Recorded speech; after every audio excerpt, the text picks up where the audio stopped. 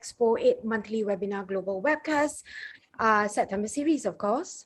As you all know, this event is happening every 8th of the month, and also a great opportunity for all of us to get together to talk about our passion, which is the towards diving and also towards the ocean.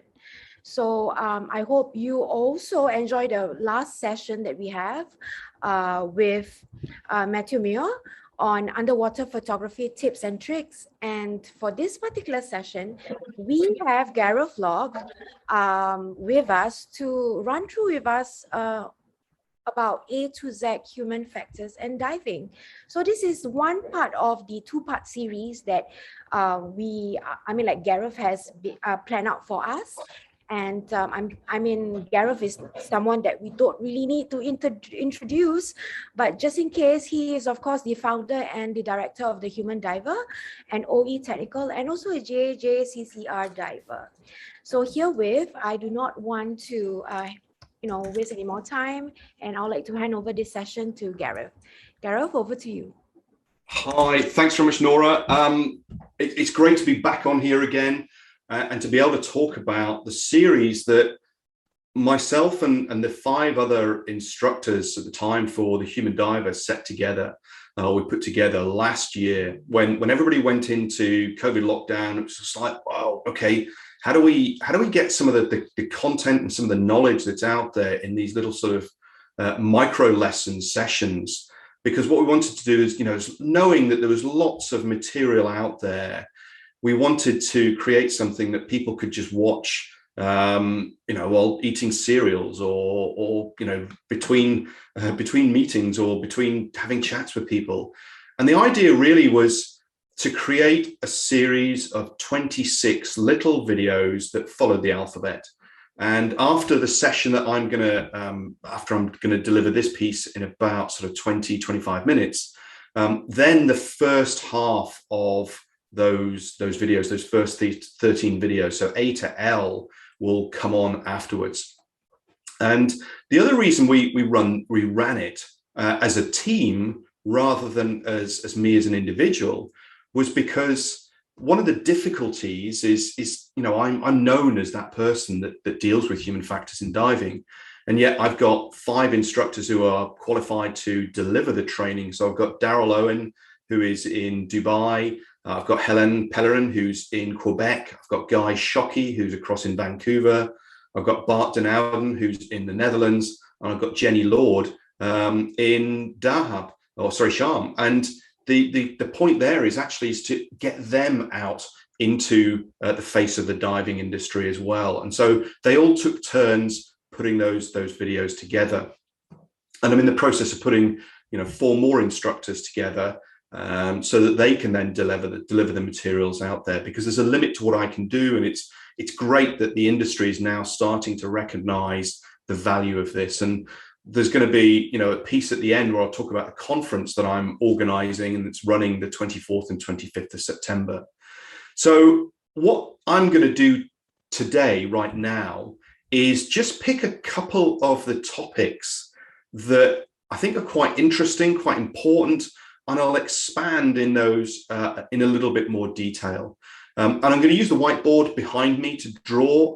Hopefully that will come across, and it's all recorded so people can view afterwards. Now, I don't have access to any of the chat things, but if there's comments and questions, I know that Nora can interrupt me and go for there. So if you've got any questions about what I'm going to talk about, and I'm going to pick 2 letters. I'm going to pick A for awareness, which is really about situation awareness and why you can't pay more attention to a situation. And often this view of when something goes wrong, there's this counterfactual, a story that's not true, gets told that says they should have paid more attention. It would have stopped the event from occurring if they'd noticed what was happening. And so I'll explain why you can't pay more attention. And the other letter is one that I'm really passionate about and probably known more about than sort of human factors in general, is J for just culture. And what I'm going to talk about that is a sort of a 2-part model. One is looking at why it's important, and the benefits of having a just culture, and recognizing the problems and the barriers to achieving that. And the other one is to look at what happens when we focus on blame and the limitations that comes together. And then I'll wrap up with taking some questions before summarizing what the conference is about. So to start off with, A is for situation awareness. Now, we often talk about being aware of what's going on around us. And there are a number of factors that can help build our situation awareness. And there are some of the things that limit what we can do as well. So what I'm going to do, I'm going to talk about a model from a researcher in the States called Mika Ensley. And she talked about a model of situation awareness, of understanding what was going to happen, what's happening now, what does it mean, and then what does the future look like? And you can summarize situation awareness as what, so what, now what? Or you could say that would be about perception, processing, and then projection. So the important bit and the difference that occurs between sort of novices and those who are a little bit more experienced or experts is the difference between making sense of stuff now and what happens in the future. So what Mika had put together was this sort of initial part, the framework, where we would have level 1, level 2, and level 3. Now, level 1 was pure sensory information, and that's sight, sounds, smell, touch, and smell, taste, touch, hearing, and sight. So getting this raw information into us, and it doesn't have any meaning. And as an example might be that I dive a dry suit and I notice that the suit is increasing in pressure. Well, that can only happen if I'm increasing the pressure outside, so I'm descending, or I'm having gas escape out of the dump valve or out the dump valve got, because now the pressure inside is increasing. So the effect is still the same. I feel an increase in pressure. So that's the sensory stuff. The next bit, level 2, is then saying, so what? And that's where I start to understand the information. It's like, oh, okay, either gas is escaping or I'm descending. The next level is level 3. Recording in progress. What's going to happen next? And that is about the ability to say, oh, hang on a minute, I'm descending. I better put some gas into my dry suit. Now that's the increase the pressure example. The other one is if I'm stable, I'm on a stop and I run my dry suit pretty tight so I can feel the pressure that's there. If I feel the pressure is loosening, well, that can only happen because the pressure inside is coming, I'm rising for some reason, or the pressure inside is getting less. Now that could be a leak of gas from the dry suit inflate, which is leaking gas in and it's basically filling the inside, or it could be that I'm ascending. So I've sensed some information and now I've sort of made sense of it. What I have to do then is look to the future and say, I have to stop that pressure. I've stopped myself ascending so I can dump some gas. If it's really quick, I can pull the next seal out and I can let a lot of gas out. Now I have to execute that in a certain amount of time before things get out of control. So this is what people sort of normally think about as situation awareness, this box of understanding the now, and then what's going to happen in the future.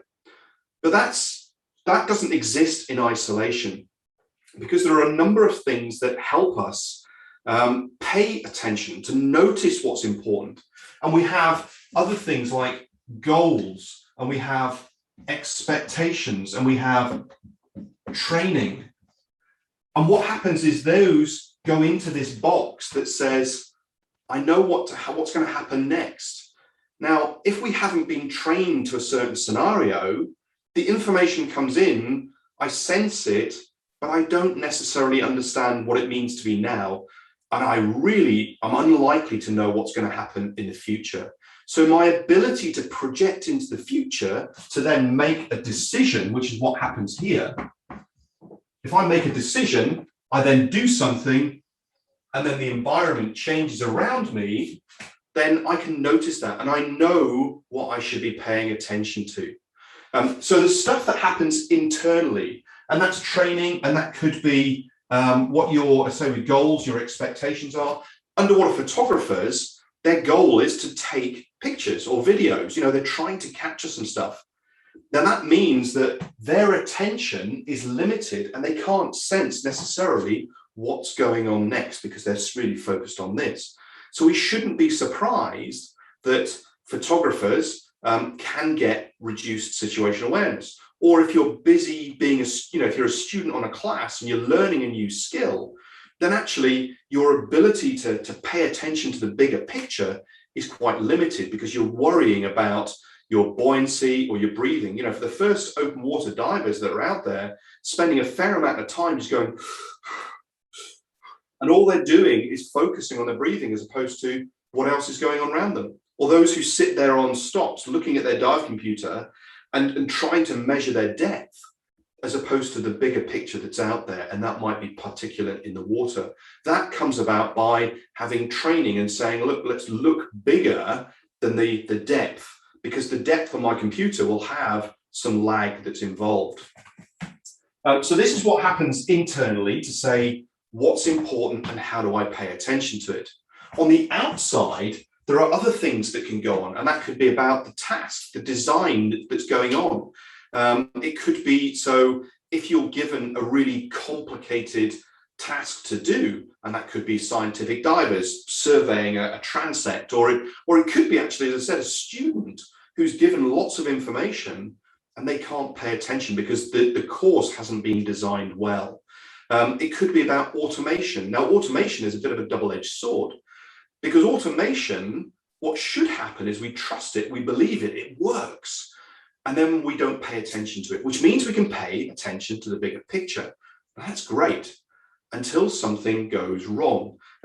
So we have, automation up here. I was talking about task design. Now the problem with the automation is that when it goes wrong, is we haven't necessarily paid attention to the situation developing.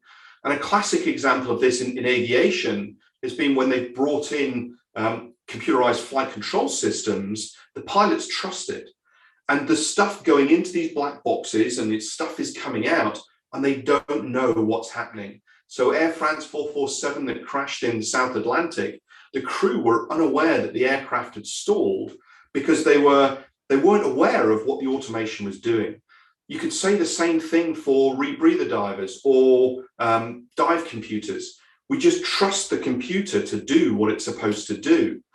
And we're not necessarily monitoring where we are in the water column, how long we've been at depth. And then all of a sudden you get the end of your time. You think, well, I'll have a 30-minute bottom time. And you look at it and go, oh, there's more decompression than I was expecting. And people don't understand what's happened, or they've got to a stop.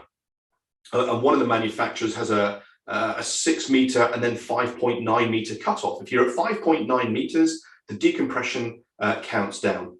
If you're at 6 meters, the decompression stops. And I've had an event where somebody talked to me about it, where they ran out of gas because the computer, the buoyancy control wasn't very good, and they weren't counting down the decompression, and they didn't want to bend their computer. And they ended up having a lot more. Their decompression was well clear, but they didn't want to bend their computer. And it's like, well, you can fix bent, you can't fix drowned. Now they ran out of gas and made a rapid ascent to the surface, and they were very clear of their decompression. But the trust in the automation can cause us all sorts of problems. So there is stuff that we do ourselves that build our situational awareness, and there's stuff on the outside that impacts on that. So how we pay attention to stuff, something that's, or what draws our attention, is something called DIPI. If it's dangerous, it's interesting, it's pleasurable, or it's important, that's likely to make it through our little brain's filters that say, pay attention. But if we haven't had some cues and clues and some training, some knowledge, this stuff down here to tell us what is dangerous, interesting, pleasurable, or important, then we won't necessarily pay attention to it. Now, after an adverse event occurs, an incident or an accident, those who are observing are able to sit there and say, oh, it was obvious that was going to happen. They should have paid more attention. And this is where I'm going to talk about a little framework as to why you can't pay more attention, because actually we've got a finite capacity to notice what's going on. What we can do is we can prioritize and focus our attention. That's what that dippy is. And we can use things like briefs to let us know what's likely to happen, what's going to happen coming up next, and then debriefs to say, that was our plan, that was what we did, what was the difference? And how do we go about improving the ability to focus on those important elements? Now, what I've got here is time, and I've got knowledge of the system. Now, that system is what's going on around you on the dive, or it could be actually on the boat. It's anything that you're part of. It's not system as in hardware, it's system as in people, things, equipment, guidance, environment, all sorts of things that are there. So as I prepare for a dive, I'm on a boat, I've got my rebreather set up, and we've done our dive brief, and I've prepared that. So as I'm going through time, what's happening is I'm gradually gathering more knowledge about the system, because I've got my senses, I've got, and I'm processing that information. So this is what I know about what's going on. Now, at this point here,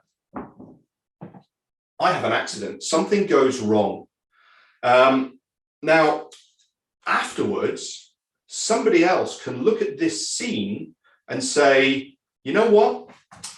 You weren't paying attention because you missed this element, and you missed this element, and you missed this element. Actually, you didn't know what was going on because you missed the bits that would have told you there was an accident going to happen. When in reality, this gap is called loss of situation awareness. It's the difference between what I knew then and what you know now. I'm collecting information. I haven't lost situational awareness because I'm collecting what I think is important data to pay attention to get my dive done in a safe manner. Now, somebody else using hindsight bias can sit there and go, oh, you missed that, you missed that, you missed that, you missed that. You weren't paying attention. So I was paying attention. I just wasn't paying it to the right thing. And that's why you can't pay more attention. It's a finite capacity to pay attention to what's out there. So we go back to having briefs, noticing what's going on around you, the ability then to have a debrief and reflect on it. And then as a team, talk about what it is that you saw, what you smelled, what you felt, what you heard, and share that. Because if you're diving in a team, other people will see things that you miss. And you've got to make sense of that, because you won't have made sense of it if you missed it, either because you didn't sense it or it didn't make sense. So that's what A is for awareness. And that's the first video in the sequence of 26 I'm going to talk about. Now, I've got about another 10 minutes, and I'm going to talk about J for just culture. Now, a just culture is not a no-blame culture. That's a really important thing to bear in mind, because people go, but what about people who are doing criminal activity? Surely they should be punished. It's like criminality and learning are two different things. Now, the difficulty is that, unfortunately, it's normally the lawyers and the best paid lawyers who are able to make those arguments that draw the line between acceptable and unacceptable behavior. But the key part to developing a just culture is understanding how and why we make the errors we do. Because if you don't understand the concept of human error, then it's really easy to get into a judgmental process, and then you start blaming. And I've just written a blog that's in the GUE in-depth article talking about the role of agency in discussing adverse incidents and accidents. Unfortunately, in the Western world, we are hardwired to look to blame an individual rather than looking at the system. Whereas some of the Mediterranean cultures, and definitely out in the Far East, they take a more systems view and understand, how did that event occur, not who was to blame in the process. So the idea of having a just culture is this concept that basically, in fact, it won't show up too well on here, so I'm just going to talk close to the camera, is this concept that if we've got a just culture in place, what we can do is we can tell context-rich stories. Every time I talk through an event with somebody who's had an accident or an incident, or we talk about something that's happened, there are two stories that get told. One is the first story, the immediate story, which is where we highlight that it was obvious that the rules got broken, the mistakes were made, and it's quite obvious. And these are the sort of things that appear in social media. Whereas actually what we want to be able to do is tell something called the second story, which is where we start to understand the goals and the pressures and the conflicts to get some stuff done. And that's one of my topics at the conference in a couple of weeks' time, is talking about the difference between work as imagined, what's written down, and work as done, what actually gets done. And I ran a survey, and I got some of these feedbacks of saying, look, these are the pressures that diving instructors are under to execute their courses. And as long as nothing goes wrong, then it's all okay. But we often don't find those second stories. Once we've got a good context-rich story, a good second story, then we can do some deep analysis. We can understand what those goals and pressures and conflicts are. And it might be they didn't have the training. They weren't given that environment. And then people go, yeah, but they should have known. It's like, why would they know? Because we go back to this situation awareness piece and not necessarily knowing. Well, you definitely don't know what you don't know. If we have that deep analysis, we can start to look at not just the first story, which focuses on the individual, but you can start looking at the team, the organization, the culture, the environment, much wider things. And then you sit there and go, oh. And the whole idea of doing a robust analysis or a deep analysis is you can present that to a reader who will sit there and go, I would likely have made the same mistakes or the same judgment, the same actions as they did. Now, with that deep analysis, what you start to do is create rules, and you create social rules that people are able to speak up and challenge and contribute and question what's going on, because they realize that the rules will never fit every scenario. And that moves us into the next piece that says we recognize that we're part of a complex system. And a system in this context is people, equipment, environment, the culture, the social aspects. All of those things come together, and the system is greater than the individual parts themselves. So we have to recognize that we're part of that. And as individuals, we are heavily influenced by our environment. And there's something called Lewin's equation, where he talks about behavior is a function of the individual within their environment. And often we go back to that attribution piece, the blame piece. We often focus on the individual without looking at the context. And we can create environments, whether or not we reward or punish people, that will lead us to get the results we want. So we have to be very careful about that. Now, if we know that we're part of a complex system and our training systems are never going to be totally comprehensive, what that does is it gets people to think slightly outside the box, and they think about how do they solve the problems, and they learn from other people's mistakes, because you can never make all those mistakes yourself. So if you've now got a bigger spread of knowledge and of experiences, and not just yours, of others, what happens now is you can develop some resilience, that you know that you could fail, and what you will do is you'll put things in place to help you fail safely. So there's a great quote from a colleague of mine, Todd Conklin, in the States, that safety is not just the absence of accidents and incidents. Rather, it is the presence of barriers and defenses and the capacity of the system to fail safely. So that could be about learning from mistakes and saying, you know what, there is a risk here, and we can't afford for that to materialize because we have no way of dealing with it. And that could be through rescue training. It could be about oxygen on the boat. It could be about making sure that a chamber is active. And I know that that's one of the problems they've got in the deep south in the States is there aren't any hyperbaric chambers available for people to go diving. Okay, fine. If that's the case, back off your risk, because if you get bent, you're not going to get treated in a chamber because there aren't any people to man them. So if we know that we're going to make mistakes, and then we can share them because we've got a just culture, we can reinforce the learning that's going on. So we get a better system, we get a safer system that's there. Now, what happens in reality, that's a utopian situation. And in some environments, it works because they've got a strong leadership and they understand that they can only improve when they have that learning and they can't afford to fail. So the downside, what happens in a lot of places is blame. And blame is the enemy of safety. It's a quote from Nancy Leeson. Now, she's an engineer by trade and a very bright engineer working at Massachusetts Institute of Technology. And this concept that says blame is the enemy of safety. And the reason why that happens is because people won't tell the stories. They won't tell those context-rich stories, the ones that include the rules that get broken and the goals that take priority over the safety.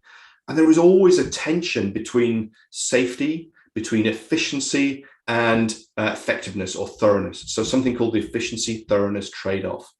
So all the time, I'm trying to be safe. Safe has a cost in terms of time and money and resources and a whole bunch of other stuff. So I'm always constantly pulling back and forward. Now, if we have an accident and we don't have a just culture, we're in a blameworthy environment, what happens now is people only tell the absolute minimum of a story, or they have I have no recollection of that. I don't know what happened. And that's the way of, genuinely they may not understand what had happened, but it's also I'm going to say, get out of jail card is that this bit that says, I don't know, and they will tell the minimum. And when you only have little bits of a story, what happens now is that people fill the gaps in. That's part of human nature. It's one of the cognitive biases we have. We will make stuff up based on our experiences, filling in the gaps of what we've observed. So somebody might describe an incident, might be a cave diving incident, wreck diving incident, whatever it is, and you have some experience, and you'd sit there and go, I wouldn't do it like that. That isn't how it's done. That can't be right. This is how it should be done. And they don't know why that person did the activity. So what they do, they make stuff up. They say, this is what's happened. And what happens then is you end up with more rules and you end up with something called safety clutter, which is where you end up with more safety stuff that adds very little value to what's going on. Now, there is also a bit of a conflict here because there are some legal requirements that have to be complied with. And that was a big discussion over the last 3 or 4 days in the UK following a ruling last week in which a skipper was fined following the death of a diver. Now, the fine, the compensation, wasn't directly related to the accident. It was the fact that they weren't compliant with the health and safety regulations for a place of work, which is a legal obligation. So what happens then is you end up with more rules being in place. Now, people say that's more rules. Well, no, it's the rules that are already in place. They're just not being executed. If we have a blame approach and we start putting those rules in, what happens is we start to take a silo approach. We take little columns. We have equipment. We have training agency. We have diver. We have boat. We have, we basically operate in these little silos. And the real world is not siloed. It's a complex bit where we've got lots of interdependencies, as I sort of touched on before. If we take a siloed approach and we become very prescriptive with what we do, what happens now is we create a brittle and fragile approach. And that means that you're only taught a very tight constraint of the training program because that's what we're going to manage. And you're not allowed to go outside that. You're not allowed to change the order of the courses. And what that does is it doesn't prepare divers for the real world. A very prescriptive setup teaches people how to pass a class. And that's not the same as diving it out in the real world. And you are then in a situation where people are afraid of failing, because if they make mistakes, they then can't share those because they're going to be in a blameworthy environment. And then people will throw those metaphorical rocks at each other for the mistakes they've made. And we hide the stories. And we have to change that. And that's one of the reasons that Ashley Buggy and the dive team that I've worked with in Hawaii nearly 2 years ago now, we put the documentary together because we were able to tell a warts and all story about what happened. We told a really context-rich story. And if you haven't seen it, I'd highly recommend it. If you're an instructor, especially a rebreather instructor, thehumandiver.com/if only. And that will give you a 33-minute documentary that tells the story through the lens of human factors and a just culture, so that we can understand how it made sense for Brian to do what he did. Now, still people come to me and go, yeah, I've watched it, but it was still his fault. He's still responsible for making sure that those checks are done. Yes, they are. But you can't just pin it on an individual within a system, because the system and the environment influences their behaviors. And as a consequence, it is rare to get those context-rich stories. So what I try to do is promote the reporting of near misses, or rather near hits, because a near miss would be a hit.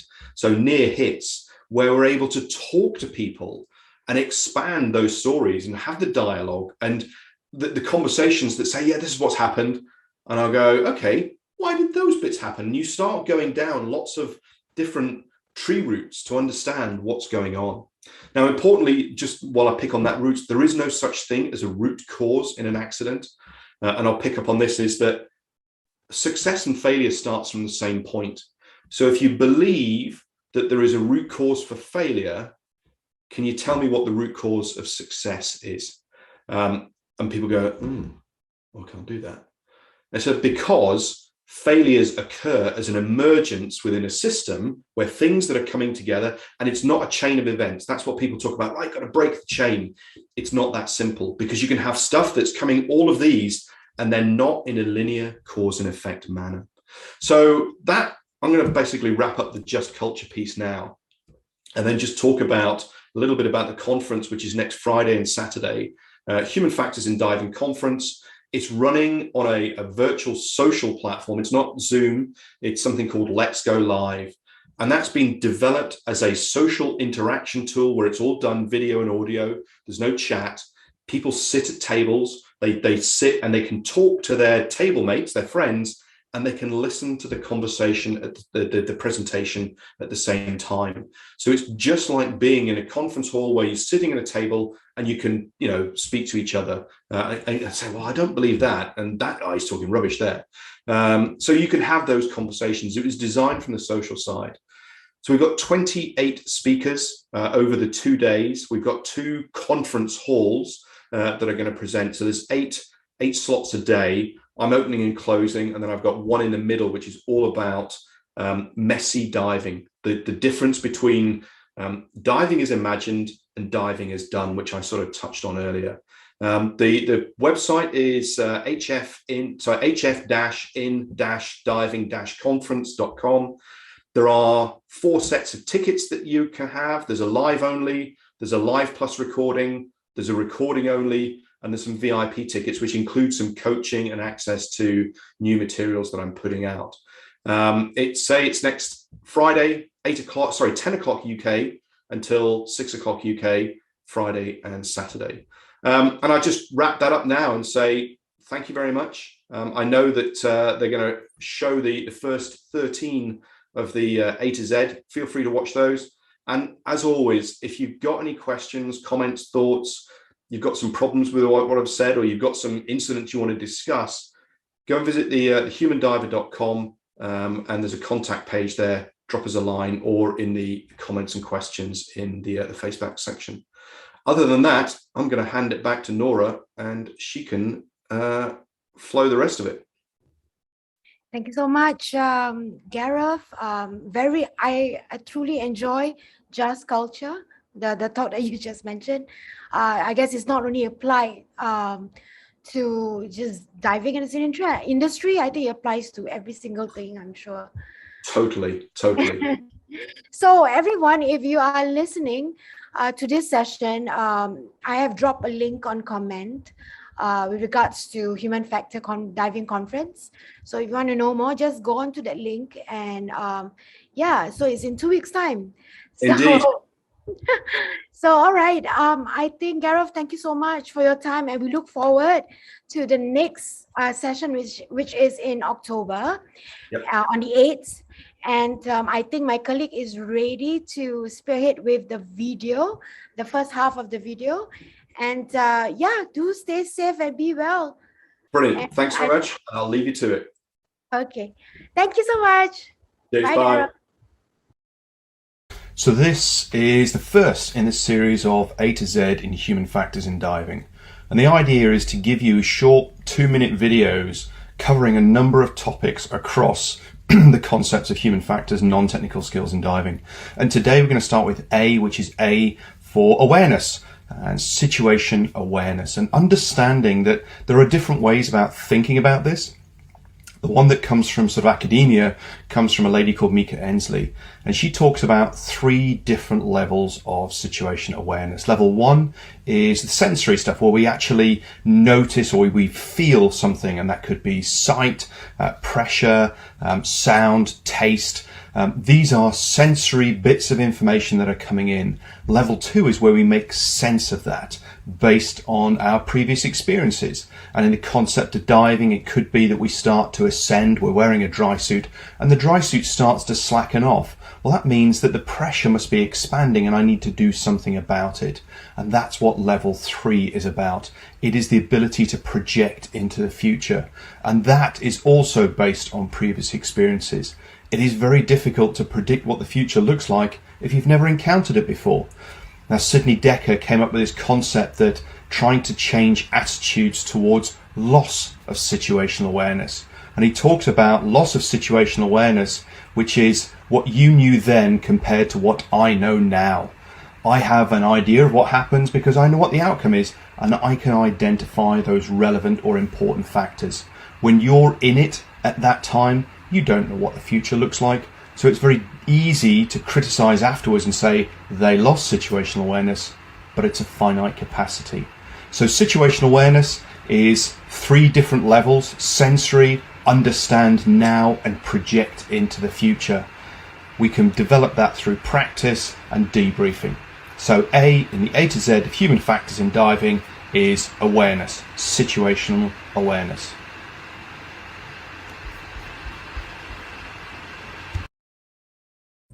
Hi, I'm Helen, and I'm one of the new instructors for the Human Diver. So today we'll continue the A to Z series on the human factors in diving. Today the letter is B. B for briefing. So what is a briefing? It is the information given to someone just before they do something. So in diving, it is the information shared to the diver prior to the dive. What are the elements that should be included in a good briefing? First, presentation of the dive site. What's the topography of the dive site? What are we going to see today? What are the environmental factors that we should care? Tides, currents, temperature of the water. Next, what is the emergency plan? In case something bad happens, what are we going to do? How do we call EMS? How do we evacuate? If you are on a boat, how do you call back the divers? Then within your team, with your dive buddies, you need to determine what's going to be your goal for that dive. Is it a fun dive? Are you visiting a wreck? Are you going to take some pictures? You need to decide among your team how you're going to work. Who's going to be the leader? What's going to be your team formation? Who's going to do which task? Then you need to discuss the exposure parameters. How long and how deep are you going to go? Are you doing a recreational or a technical dive? If you do a technical dive, you need to plan the decompression. Then the gas management needs to be discussed. What's the minimum gas? What's the turn pressure? And finally, what's the risk assessment? Are there any other potential dangers that you can foresee? and how are you going to manage them? A good briefing will bring all the divers on the same page. You will all plan the same dive. A good briefing will make the dive safer and more enjoyable. So brief well and have fun. Hi, it's Helen again. Today we continue with the A to Z human factors in diving with the letter C. C for communication. Communication is one of the key non-technical skills. It stands in the center of all the skills. To have an efficient team, you need to have good communication skills. To be a good leader, you need good communication skills. With good communication, you will have a better situational awareness because every member of the team will share their view, and this will enhance the situational awareness of the whole team. With that, you should be able to make better decisions. However, good communication is not easily done, especially underwater where you cannot use words. Communication is a two-part process. The first part, the sender, the person who sends the message. The second part, the receiver, the person who receives and understands the message. The second part is the most important part because if you don't have a receiver, you have no communication. You just have someone sending signals to the universe. So here are 2 tips to enhance your communication underwater. First, you need to make sure you share the same language. So prior to the dive, talk with your dive buddy and exchange your hand signals to be sure you understand them in the same way. Second, use closed-loop communication. Closed-loop communication is when the receiver receives a message, he confirms that he has understood it by repeating part of the message. So the dive is over, the dive is over. We ascend to 3 meters, let's ascend to 3 meters. Improving your communication skills will make you a better dive buddy and a better teammate. So have fun and dive safely. Good morning and welcome to sunny Vancouver Island. My name is Guy and I'm one of the instructors, human factors instructors for the Human Diver. Today we're going to continue the A to Z of human factors, and today is D for debrief. The debrief is probably the most important part of your dive because this is where all the learning happens at the end. You'll focus on the things you did right and why you did them right. Don't be so caught up on the things that went wrong because while it's useful to understand why we made the decisions we did at the time, it's more important that we focus on the things we did right so that we can recreate them the next time. So we have a great tool that we can use for debriefing. It's an acronym and it's, not surprisingly, debrief. So the D is for define. That's where we'll set the terms for what the debrief, how long it's going to take, time, parameters, that sort of thing. And then the next letter is E. E is an example. This is where the captain of the team can start to create some psychological safety by showing some vulnerability and saying something that maybe he could have done better for the next time. Then we move on to B, which is the basics, and that will be where we talk about what the plan was, the pre-execution phase of the dive. Then we'll go to review, and this will be a chronological review of all the things that happen in the dive step by step so that you can just kind of walk your way through the dive. And then we get to a couple of the most important parts, and this is the I, or internal. And this is where you will say something that you did well and then something that you could improve on, followed by another E for external. This is something the team did well, and then maybe something the team could improve on next time. And finally, the F, the last letter in the word, is if we have any learning outcomes that we want to document, or any follow-ups, or any incident reports, or anything like that. That's where we'll put that. Remember, this part is where all the learning happens, because this is where you can absorb all the information on how that dive went, process it, and then take it forward to be successful in the next dive. You need really good communication skills, and this will help you develop your situational awareness and your decision making. All right, so D for debrief. Don't forget, have fun, be safe. Hi, I'm Daryl. I'm a human factors instructor for thehumandiver.com, and today E is for errors. Let's start with a definition of what an error is. We like to think of it as being an action or an inaction that results in an unintended or an unexpected outcome. And we all make them. We probably do about 5 errors per day on average as adults. And, you know, most are insignificant, but that really depends on their consequences. And of course, we don't really mean to do it. We do classify errors and we break them into different categories. The first is fairly innocent and it starts with 3 types of error. The first is slips, and these are actions that are not intended. I dropped a glass and it smashed. Lapses, I forgot to do something. I left my keys on the kitchen table.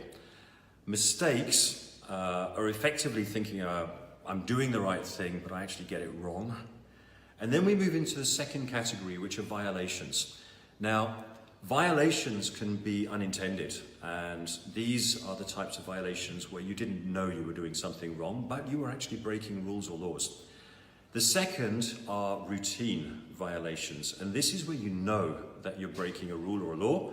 You keep doing it because there have been no consequences. The third is situational, and this is typically where you want to follow the rules, but the way the rules have been written make it almost impossible to do it in the situation. And so you modify them so that things will work properly. And the last is a little bit special. The first 6 we can learn from. The last one we can't, because the last one is recklessness. And that's when we deliberately break rules without any thought about what the consequences might be. Today was E for errors. Hope you all stay safe. Hi, this is Daryl from thehumandiver.com, and today's topic is F for fixation. So a couple of days ago, Gareth talked about situational awareness and explained the 3 levels, which I'll summarize as I see, I understand, and I project what is going to happen next. Today we're going to cover how you or your buddy can recognize when you've lost situational awareness. And let's start with task fixation. So task fixation is when your mind becomes completely focused on fixing the problem to the exclusion of almost everything else. An example of that would be launching an SMB and getting tangled in the line. If you become task fixated on disentangling yourself, you'll probably not notice that you've accidentally ascended without any buoyancy control, and you're not really where you think you are in the water, and that you've also missed your buddy's frantic signals, and that the group is now significantly deeper than you are. As another example, photographers have a bit of a reputation for task fixation. How many of you have watched your photographer buddy getting completely fixated on getting that perfect macro shot? You could be out of gas just next to them and they'd be blissfully unaware of it unless you came along and physically grabbed them. Now, part of your job in a team dive is to spot when other team members have become task fixated and then help them to reconnect to their environment and team before something undesirable occurs. There are some other signs that you or a team member may have lost situational awareness, including lack of required information. So, for example, if you missed important navigation landmarks and got lost, reaching mental capacity, I can't think straight anymore. Disagreement between 2 sources of information. I've got 2 computers, they have different depths, or I've got 2 handsets on a rebreather that are showing me PPO2s that are disparate. Confusion or uncertainty. What were we supposed to do again? Failure to comply with accepted practices, often because we've just lost the script and we don't know what's going on anymore. Failure to communicate effectively. Well, when we lose situational awareness, we often stop listening properly. Now, underwater, that could be misunderstanding hand signals or not noticing them at all. And then lastly, bad gut feeling. This occurs because our brain's constantly processing, filtering, and discarding information that's coming in from our sensory circuits. And that happens subconsciously. It doesn't mean that any of it's ignored, and the brain, when it sees something that doesn't match what it's expecting, it'll actually send you signals, and that's what causes these bad gut feelings. So today was F for fixation. Stay safe, everybody. Hi there, I'm Bart and I'm one of the instructors at thehumandiver.com, and today I get to talk to you about goal fixation. Now, first off, being goal oriented, that's a good thing. You need to know where to go, you need to know when you achieve what you've set out to do. But being fixated on that goal, that's a bad thing. That's when you're too focused and you lose sight of other things. And one of the things you lose sight of is rule number one. And rule number one is always to come back safely to fight another day. A couple of big examples of goal fixation. Doc Deep tried to set a new deep diving record in 2015. He forgot the number one rule, to come back safely, and he also hadn't planned to fail safely, so he didn't live to tell.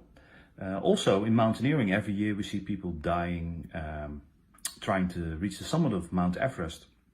What they all have in common is that they've passed the point of no return, and for some reason they kept going. And what they forget is that getting to the summit or getting to that maximum depth, that's only half the distance. You have to come back safely.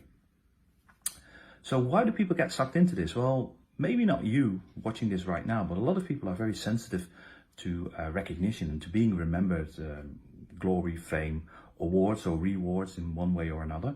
And some diving agencies actually promote goal fixation as well by handing out certificates and awards to the most productive instructors, the people with the most certificates.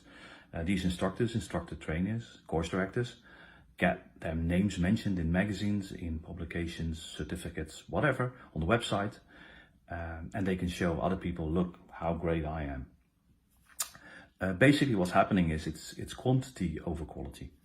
And what we have to remember that in diving, there will always be someone who dives a couple of feet or a couple of meters deeper than we do. In mountaineering, there will always be someone else, maybe literally behind you, queuing up to reach that summit or climbing an even taller mountain, and in that way surpassing your record. And what good is having a record or a personal best if you don't get to live and tell about it? So how do we prevent this? Well, the trick is to have the right people around you and the right atmosphere, something called psychological safety or a just culture, and Gareth will talk more about that in a couple of days' time. Also, there should be no punishment for speaking up and no fear for pointing things out to the leader. And as a leader, you have to be welcome to this feedback. You have to be happy with it. And also, it's important to set waypoints. And at each waypoint, ask yourself, am I still on track? Not just towards my goal, but also to make it back safely. And also plan to fail safely, which is a topic for another short talk in a couple of days' time. So what does this come down to? Reposition your focus, not on the record, but on coming back safely. Thank you for your attention. Hi everyone, I'm Bart and I'm one of the human factors instructors at thehumandiver.com. And today I get to talk to you about the letter H. The H stands for helping others. We've all been in situations where we were the most experienced person and others were looking towards us to lead. This happens at work, when we're teaching, but also when we go for a fun dive.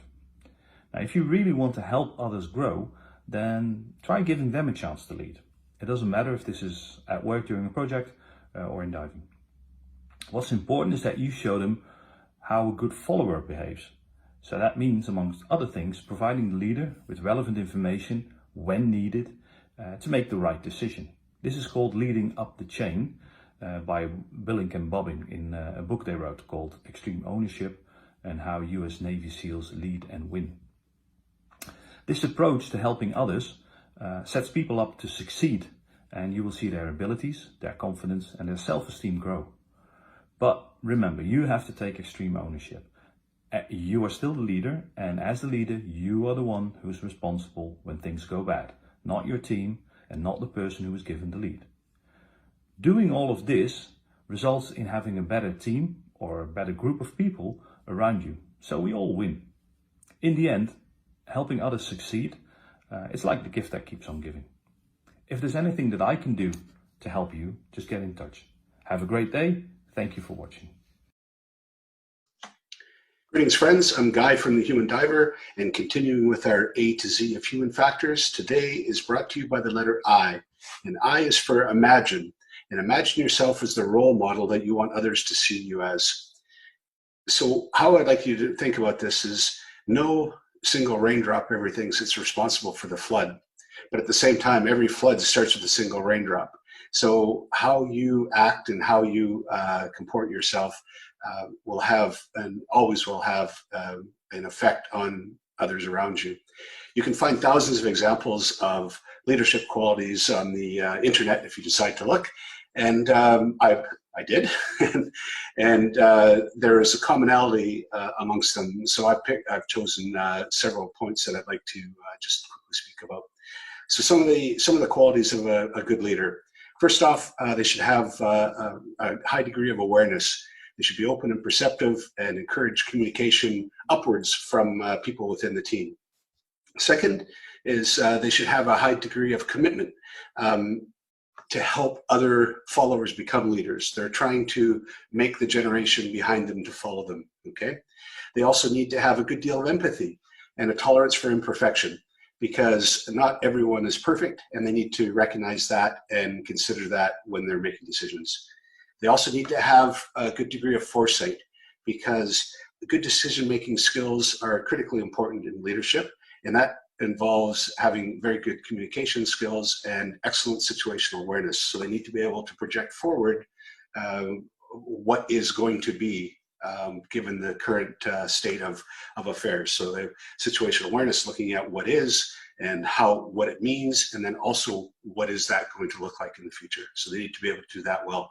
And finally, this is similar to awareness, but you could call it something different, and we'll call it listening. They need to have highly developed listening skills, because a good leader will start by listening to his team before he will speak.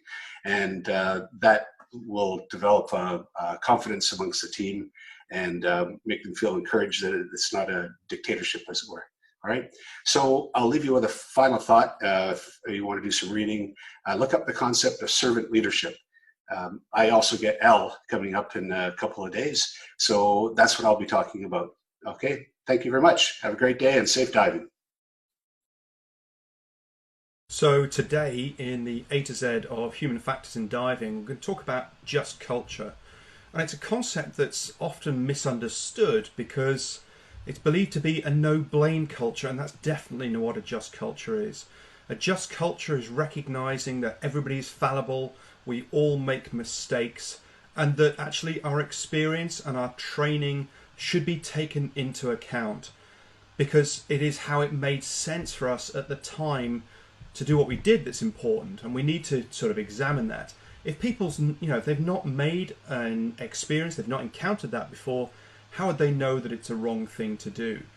Now, at the same time, those people who are willfully negligent, they are sabotaging, or they're breaking the rules for personal gain, then that's when we should be looking at, punishing them for whatever reason we're talking about. But punishment shouldn't be the first tool that comes out the box. Nobody gets up in the morning and says, it's today's a great day to get my student bent, to lose them on a dive, or, if it comes to it, they end up dying. We need to change attitudes, because without this just culture in place, we're unable to talk about the near misses that happen. And it is those near misses or those close calls which contain nearly all of the same errors and issues that the fatalities do, but we don't want to talk about them because people throw metaphorical rocks at each other for the mistakes they've made.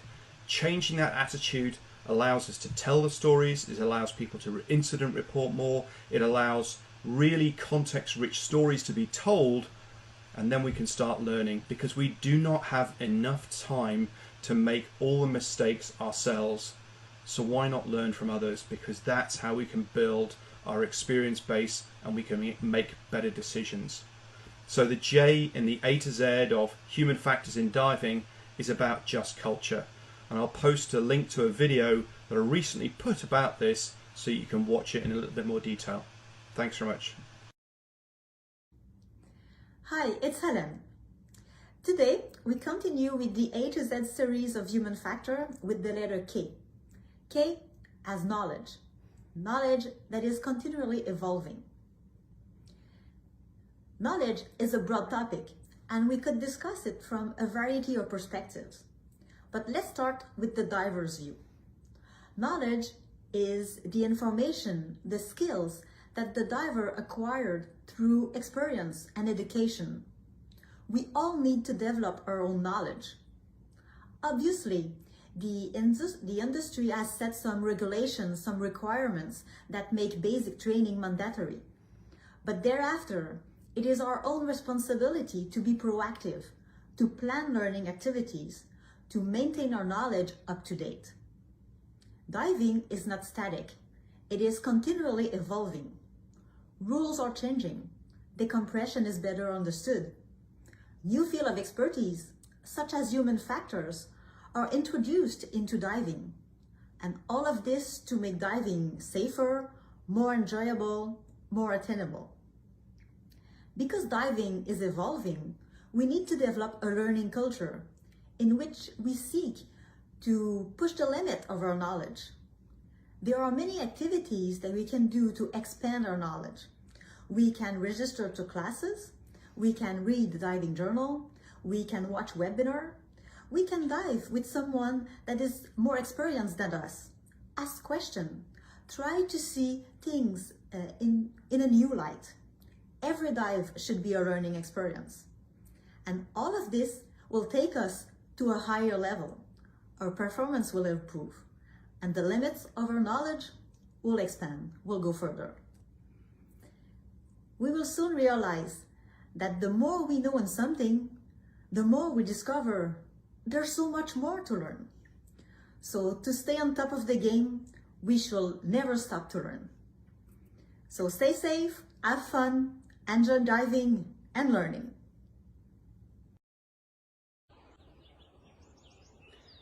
Good morning, friends from sunny Vancouver Island. I'm Guy from the Human Diver team, and we're going to continue with our Human Factors A to Z. Today is brought to us by the letter L. You might think it's location, but it's actually leadership, but a very specific kind of leadership. We're going to talk about something called servant leadership, which is a term coined by Robert Greenleaf about 50 years ago. What he's talking about is quite different to the standard leadership model that we think about, where the leader sits in the top corner office of a building and he directs everybody below him on what to do. Instead, the leader looks at himself as the servant of the followers, and the followers are encouraged to demonstrate initiative, and the principle behind this is that you'll get innovation and success driven from below, where the leader just creates a safe environment for the followers to work. Okay, Simon Sinek wrote a great book on this recently called Leaders Eat Last, and that kind of sets the tone a little bit for it. As a kid growing up in the prairies, I'm pretty sure my dad knew the principle because he made sure the horses were always taken care of first, and that even on Christmas Day we had to make sure the cattle were fed before we were able to open our Christmas presents. All right. So what a leader has to do then is he has to create a environment where there's a lot of trust, and this happens incrementally, and takes time for it to develop. So it doesn't happen overnight. And sadly, it can also disappear very quickly if the leader does something that is seen by the followers as not a trustful thing. Once the leader creates this psychological safety, then the followers are able to maximize their performance and demonstrate initiative, because they know that if they do something, whether they're trying really hard and they do something that's maybe wrong, they're not going to lose their job for it. Okay, and in fact, it's the opposite, where the leader tries to encourage this innovation, because no single person ever knows everything. And when you have a group or a team and you can motivate them and inspire them and share the goal with the team, then you're going to get great things that happen. It's really important that that this trust happens, because you are asking the followers, after all, to share that risk with you. So that's what's really important about it. Okay, so see if you can import this into your diving and help create a psychological safe place for your team to work, and you'll have great things happen. All right, safe dives and have a great day. Hi, it's Helen. Today, the A to Z series on human factors in diving continue with the letter M. M for mental models. I must admit that I find it really hard to speak for 2 minutes on such a theoretical concept. But let's give it a try. A mental model is an explanation of how something works. It is a representation of the reality. Mental models helps to shape our behaviors, to set an approach to problem solving.